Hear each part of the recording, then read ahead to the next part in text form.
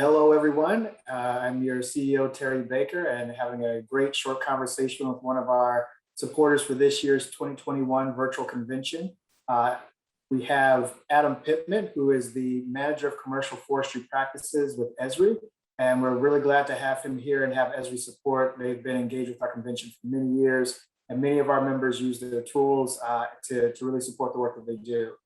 As you all know, our theme for this year is Forest for All. And in particular, I think that when we look at the tools and techniques and applications that Esri provides, it really gets down to that piece of one of our plenaries at the convention, which is the value of forests.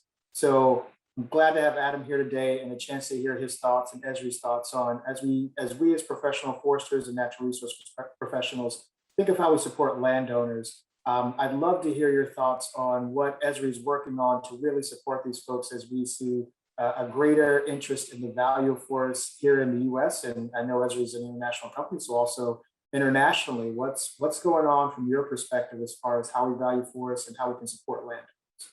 Yeah, Terry, thank you. Thank you for having us, and it's great to speak to you. You're right. It's right now. It's best to describe it as just a digital transformation. So we not only in the United States are we seeing commercial companies focus more on providing data and applications to help them value and understand and better manage their forests. We're also seeing this push for customers and commercial customers to actually offset some of that work and provide information to actual landowners themselves. So I think, I mentioned the digital transformation, but we're seeing more and more customers in America and across the world embrace an enterprise platform to do that. And what that means is that data is being set free, and through the use of applications that actually gets pushed down to landowners through mobility applications, and this great transformation that we see as newer generations of foresters come in, and they're just, quite frankly, they're just used to having things in a handheld device. They want to know and see information, make decisions, and actually interact with something. So the trend that we're seeing absolutely is commercial forestry companies, and I think forestry organizations around the world are interested in telling their story better and having everyone appreciate the value of forests. And really the best way to do that is to be sharing information and applications so that everyone can actually understand that, get their hands on the data. No, it's a great point. And, there's the aspect of getting their hands on the data, but you kind of alluded to the importance of being able to have understandable data. Not everyone in silviculture and forest measurement and everything else that forestry professionals. So, ways to get that information in a really usable fashion is so critical and so key. So thank you for your work in that. In particular, kind of in that same vein, I know one of the larger data sets here that we have is the FIA data, Forest Inventory Analysis data from the U.S. Forest Service. How is Esri, are you partnering with the Forest Service on how that information gets disseminated? Are there creative things kind of on the horizon that you think are going to make, that information more accessible to folks and really addressing and evolving with the forest questions that we have today and tomorrow? Yeah, that's a great question. That is and has been a game-changing endeavor that the Forest Service took on with the FIA data set. And it was a long road of modeling and science and location and a massive amount of data.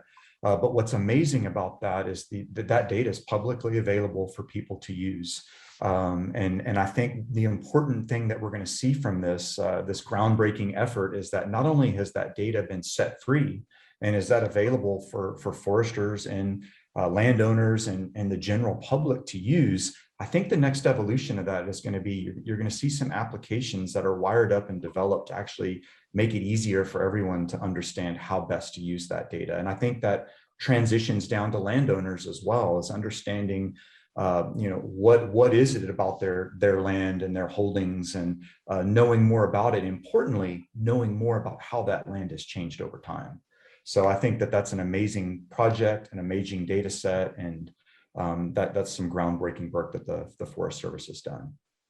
Excellent. No, that is awesome. And again, I'm so grateful for the applications and tools that Esri's created up to this point. your support of SAF and how that's really been instrumental for professional foresters to really grow with technology and look for ways to better engage their landowners and help support them and making the decisions that are really important to them. Because, for especially our small private landowners, that's a retirement fund, or it's a fund to Yeah. send their kids or grandkids to college. And so it really is critical that we as the professionals and the advisors come in with the best information and the most understandable information to help them understand what they have and what they need to do to achieve their goals in that sense. Everything done. Thank you for everything that you will do. And looking forward to the continued partnership with Esri. Thank you so much, Terry. And we hope everyone has a wonderful conference. And we look forward to working with SAF and its members moving forward.